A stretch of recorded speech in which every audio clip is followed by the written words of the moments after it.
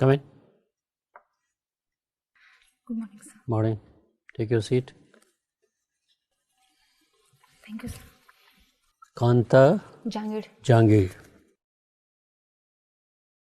आप block development officer हैं। आप Yes, sir. बीडीओ की पोस्ट पे Yes, आप हैं। आपने ईमेल एड्रेस दिया है बीडीओ रतनगढ़। रतनगढ़। तो ये बीडीओ से मुझे सत्ता की बू आती है। आप सबों को बताना चाहते हैं कि मैं बीडीओ हूँ, मुझसे डरो, नहीं सर। मेरे पास अथॉरिटी है, मुझसे डरो। नहीं सर, ऐसा नहीं है। क्या मनसा है इसके पीछे, बीडीओ लिखने के पीछे? सर ऑफिस में काम करते वक्त फॉर्म भर रही थी तो उस टाइम ये तो और भी कुछ आपको ख्याल आ सकते थे अपने विषय में, बीडीओ ही क्यों ख्याल आया? सर वो मेल आईडी उस टाइम काम कर रहे थे, वो मेल काम करते करते मेल आईडी भर। आपने सोचा नहीं इस पर? हाँ। ये कहा जाता है एक लड़की पढ़ती है तो 7 जनरेशन्स पढ़ लेता है, और एक लड़का पढ़ता है तो सिर्फ अपने लिए पढ़ता है। Yes sir.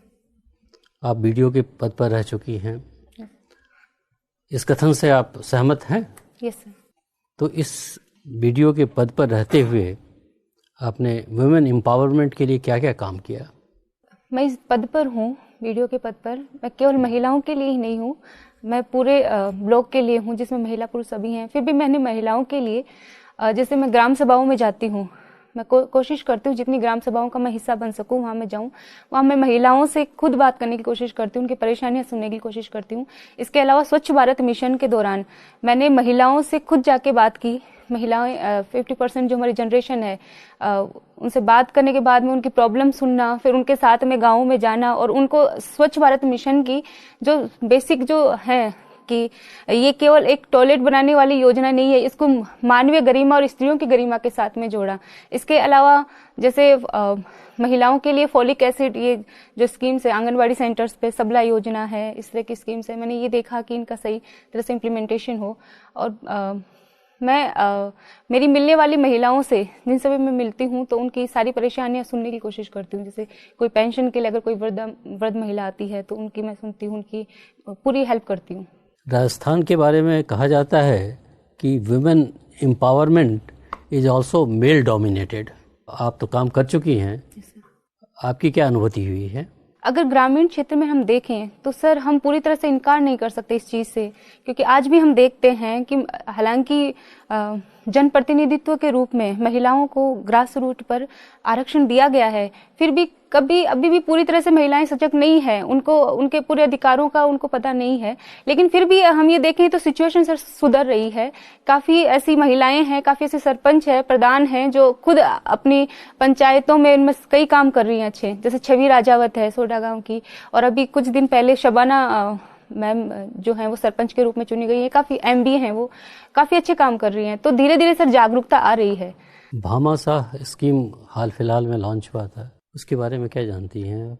Bhamashah scheme sir Rajasthan सरकार द्वारा चलाई गई फ्लैगशिप स्कीम्स में से एक है, जिसके अंतर्गत आधार नामांकन के साथ महिलाओं और स्पेशली महिलाओं का, बाकी परिवार एक फैमिली बेस्ड कार्ड बनेगा, परिवार का एक कार्ड बनेगा जिसमें सारी जो स्कीम्स हैं, ये मल्टी आइडेंटिटी कार्ड के साथ में ये मल्टीपर्पज कार्ड होगा। जैसे इसमें सारी स्कीम्स है, जैसे खाद्य सुरक्षा है, इसके अलावा पेंशन है, नरेगा है, और भी काफ़ी कई स्कीम्स हैं, वो इसके साथ में जुड़ेंगी, वो इसका मिंगल हो जाएंगी। तो एक अलग हर स्कीम के लिए अलग अलग कार्ड की जरूरत नहीं पड़ेगी, एक ही कार्ड से सारी स्कीम्स का काम इसमें चल सकता है। तो इस स्कीम के द्वारा विमेन एम्पावरमेंट भी हुआ है, हम देखें तो फाइनेंशियल इंक्लूजन भी हुआ है, और अलग अलग कार्डों की जरूरत नहीं है। ग्रामीण आदमी को खूब सारे कार्ड नहीं, एक कार्ड से उसका काम चल जाता है, तो मल्टीपर्पज कार्ड है। आपको जो फंड्स मिलता है विमेन एम्पावरमेंट के एरिया में, उसका सदुपयोग हो पा रहा है आपके यहाँ? सर सदुपयोग का उपयोग, अगर उसको उपयोगितावाद के हिसाब से हम देखें तो पंचायतों में काफ़ी काम हो रहे हैं, असेट जनरेशन हो रहा है, अगर उनका देखा जाए तो रोजगार निर्माण हो रहा है, और पॉवर्टी रिडक्शन भी हो रहा है।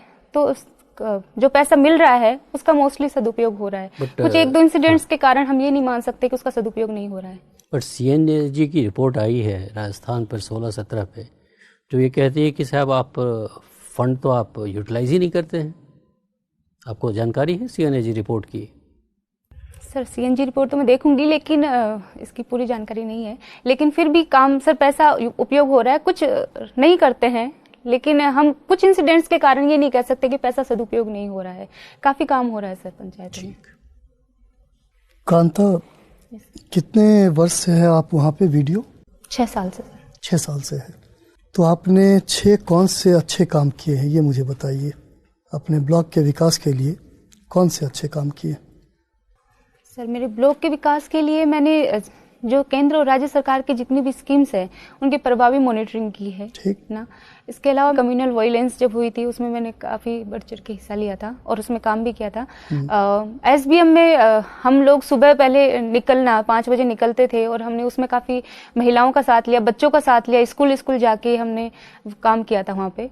तो एसबीएम में हमने काम किया है। इसके अलावा जितनी भी स्कीम्स चल रही है उनकी फील्ड विजिट करना और उनका देखना कि लोगों को समय पर उसकी किस्त मिल रही है या नहीं मिल रही है, ये सारे काम देखना। अच्छा ये बताइए, आप तो चुरू एरिया में हैं, पंचायत समिति, हाँ, तो पंचायत में महिलाओं की भागीदारी कितनी है?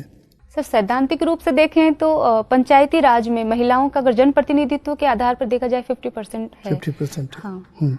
लेकिन व्यवहार में इसलिए अभी पूर्ण रूप से साकार नहीं हो पाया। लेकिन इसमें ये होते हुए भी सर, आरक्षण होते हुए भी मैं ये देखती हूँ ग्राम सभाओं में महिलाओं का अभी इतना पार्टिसिपेशन नहीं है। महिलाएं या तो आती नहीं है और अगर वो आती भी हैं तो अपनी बात कहती नहीं है। इस वजह से सर जो स्कीम्स, जो जेंडर बजट बनना चाहिए, क्योंकि ग्राम सभा का बजट जो है वो ग्राम सभा लेवल पे वो बनता है, तो उसमें महिलाओं के मुद्दे इतने नहीं आ पाते हैं।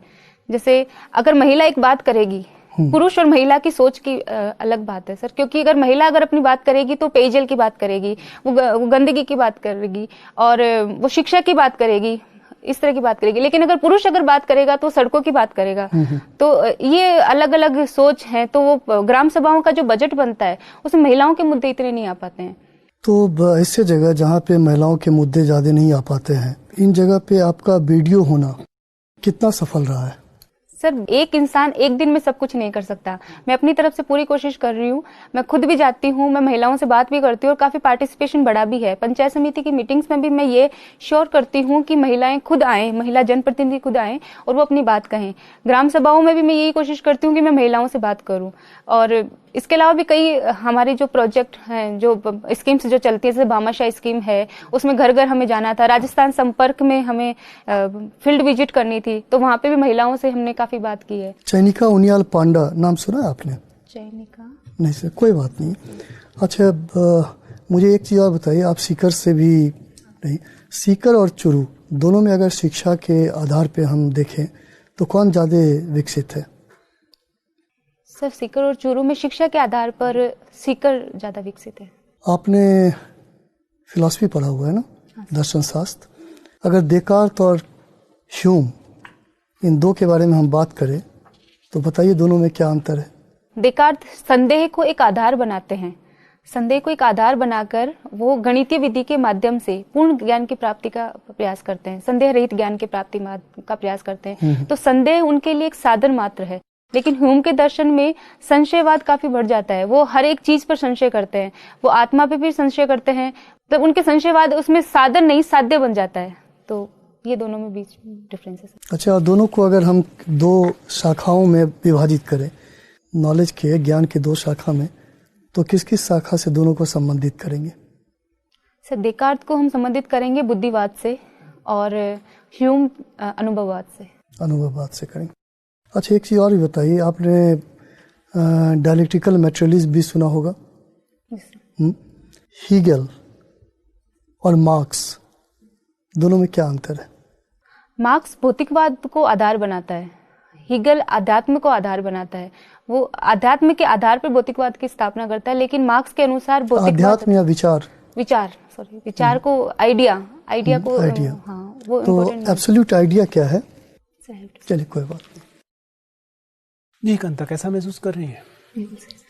मुझे बताइए कि यदि मैं आपका एप्लीकेशन फॉर्म देखूं तो मुझे सबसे पहला सवाल तो यही दिमाग में आता है कि एक बीडीओ तो 24 घंटे की नौकरी है। आप यहाँ तक पहुंची कैसे बिना बीडीओ की नौकरी के साथ बेईमानी की हुई? सर हाँ, मेरी जॉब सर्विस ऐसी है 24/7 और परमानेंट है, और इसके अलावा परिवार भी है, तो मेरे लिए